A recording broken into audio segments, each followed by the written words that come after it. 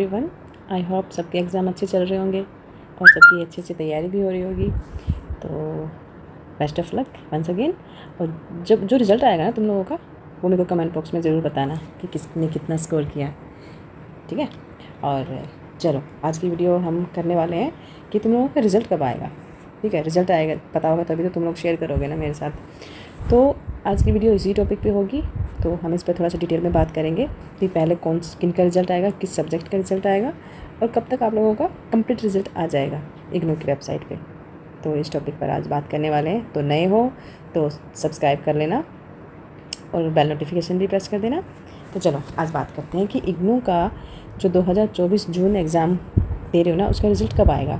तो सबके मन में पहला तो डाउट यही जाएगा कि अभी तो एग्ज़ाम ही ख़त्म नहीं हुए, तो फिर रिज़ल्ट के बाद अभी से हम लोग क्यों कर रहे हैं। तो देखो मैं आपको कुछ रीज़न बता देती हूँ। देखो जनरली इग्नू के अलावा जो दूसरी यूनिवर्सिटीज़ होती है ना, उसमें क्या होता है कि एग्ज़ाम जैसे आप लोगों के एग्ज़ाम ख़त्म हो गए सभी कोर्सेज़ के, उसके 2-3 महीने के बाद कोर्सेज़ का रिज़ल्ट आना शुरू हो जाता है।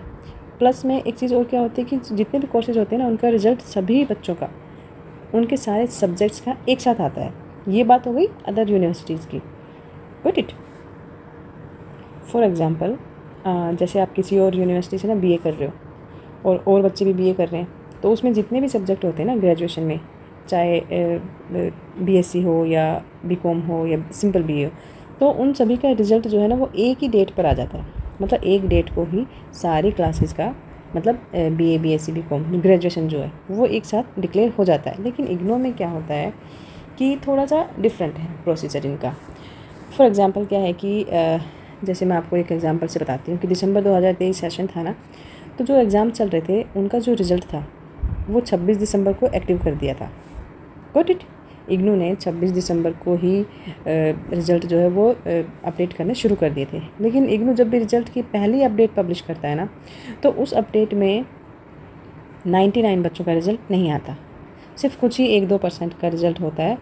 1 या 2% स्टूडेंट्स का जो रिज़ल्ट होता है वो इग्नू डिक्लेयर करता है। ये बात समझ आ गई। दूसरी बात ये है कि इग्नू के जो रिज़ल्ट हैं हमेशा से मान लो फेज़ मैनर में आएंगे।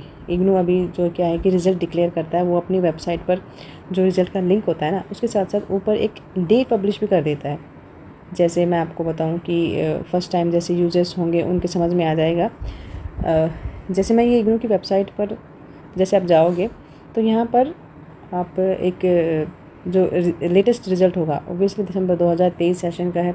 इस पर मैं अगर मतलब तुम लोग क्लिक करोगे तो यहाँ 21 जून से 21 जून 2024 जो भी दिसंबर 2023 सेशन के रिज़ल्ट अपडेट हुए हैं, तो इस तरह का इग्नू का रिज़ल्ट आता है।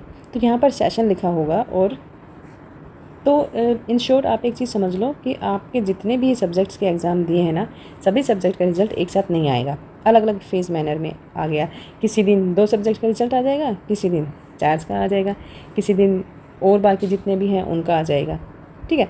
सेकंड थिंग इसकी कि अब रिज़ल्ट डिक्लेयर होना कब से शुरू होगा। अगर हम प्रीवियस सेशन से की बात करें तो इस सेशन में 7 जून से आपके एग्ज़ाम शुरू हुए हैं, ठीक है ना, सबको पता है। मोस्ट लाइक जुलाई के फर्स्ट वीक में आपके रिज़ल्ट आने शुरू हो जाएंगे, मीन्स वो अपडेट रिज़ल्ट आने शुरू हो जाएंगे। और लेकिन अभी से आपको एक थोड़ा सा ध्यान में रखना है कि जुलाई के फर्स्ट वीक में जो रिज़ल्ट के लिंक अगर एक्टिव होते हैं तो उसमें से मीन्स मैक्सिमम 90% बच्चों के रिज़ल्ट नहीं आते हैं, सिर्फ 1-2% के आएंगे। कुछ कुछ कोर्सेज़ के रिज़ल्ट इग्नू डिक्लेयर कर देता है, ठीक है।